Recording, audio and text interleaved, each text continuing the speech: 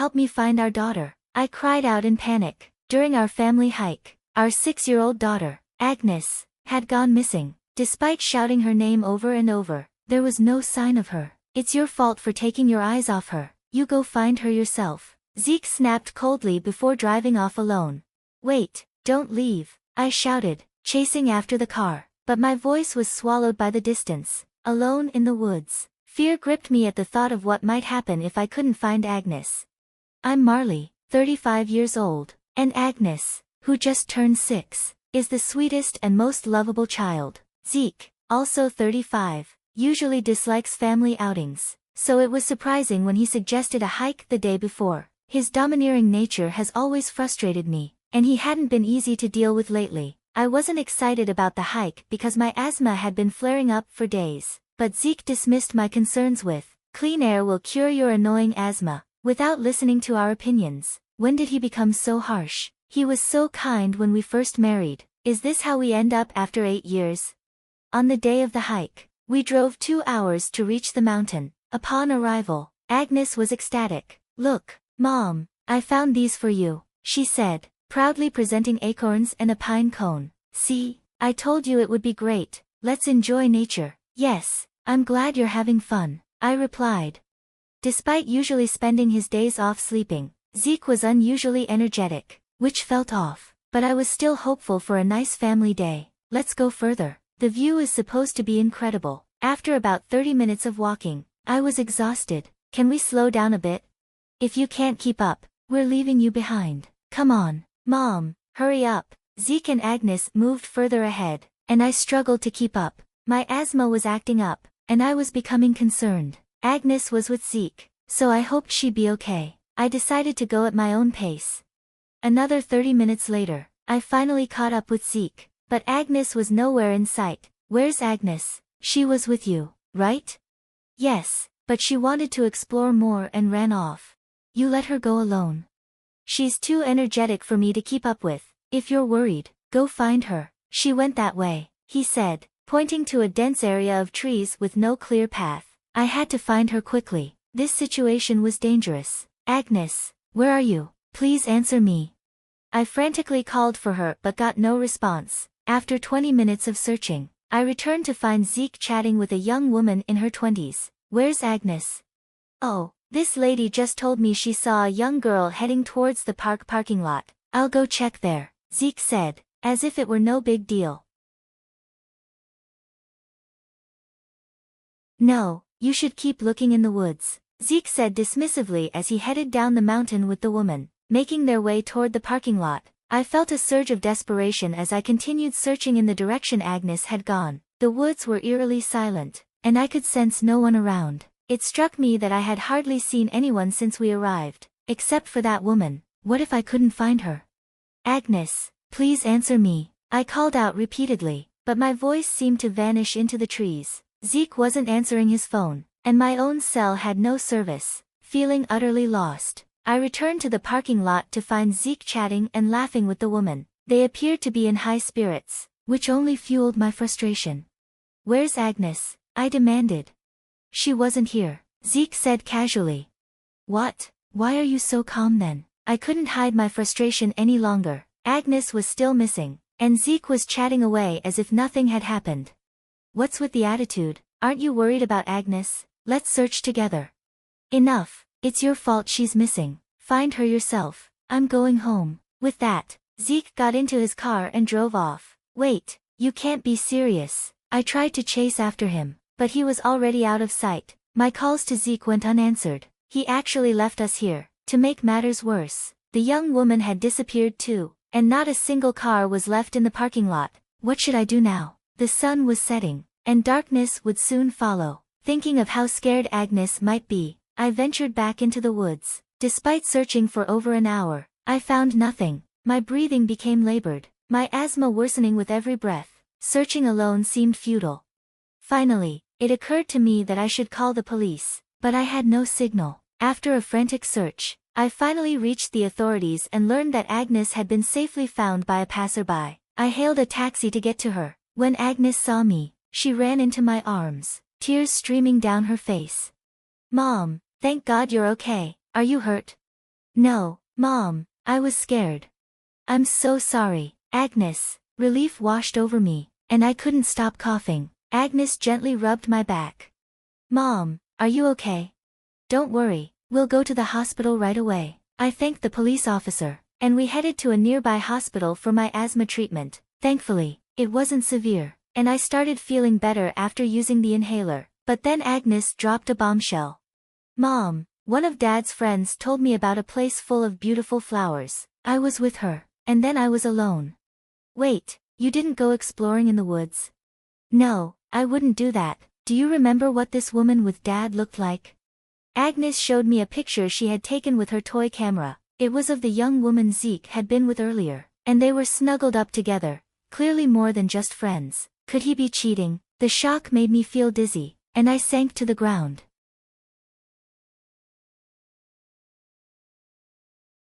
Mom, are you okay?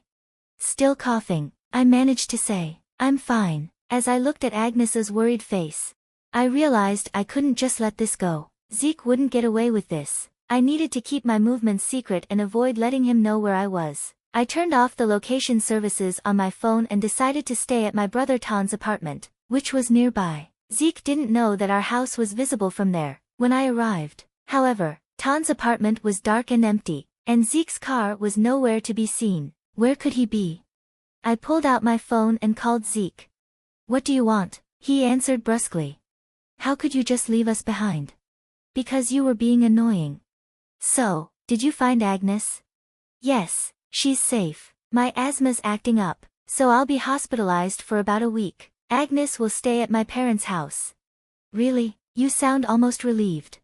I'm glad Agnes is safe. Take care. Zeke's indifference and blatant dishonesty only fueled my mistrust. He didn't even ask which hospital I was in. He was probably with her, planning something terrible. My anger was boiling over, but I had to wait until I had concrete proof. That night, Zeke came home late, and the next morning he left for work at his usual time. In the meantime, I bought a small security camera and set it up in the apartment. The camera's footage, including audio, could be accessed directly from my phone. Now, I had Zeke under surveillance. That night, the woman from the mountain walked into our house, and they settled into the living room for dinner, sipping wine and getting touchy-feely. The sight made me feel sick to my stomach. It was a brilliant idea to take advantage of my wife's illness and get her out of the way. This week while she's in the hospital will be paradise, Zeke said, his voice dripping with satisfaction. I know, right? We finally have some privacy without anyone bothering us. It's not easy being together at work, but you always say the thrill makes it worthwhile, the woman replied. It seemed his affair partner was someone from his workplace. The way they spoke and behaved made it clear they had something going on, and the level of deceit was unforgivable. They laughed and embraced each other, oblivious to the fact that I was watching. This was my chance to catch them in the act. I slipped out of my brother's apartment, made my way quietly to my house, and approached the living room, confirming they were in the middle of their encounter. I started recording on my phone and then deliberately opened the door with a loud creak. Well, aren't we having a lively evening? I announced. What are you doing here? You're supposed to be in the hospital, Zeke exclaimed, clearly shocked. Ow, ow, ow. They scrambled to separate, but they were caught off guard. Help, someone help. The chaos and their cries of distress left me feeling numb and pitiful. Please call an ambulance, I shouted. The sirens soon wailed, and neighbors, alerted by the commotion, gathered outside. Zeke and the woman, wrapped only in bed sheets, were loaded into the ambulance. As his wife, I followed them to the hospital.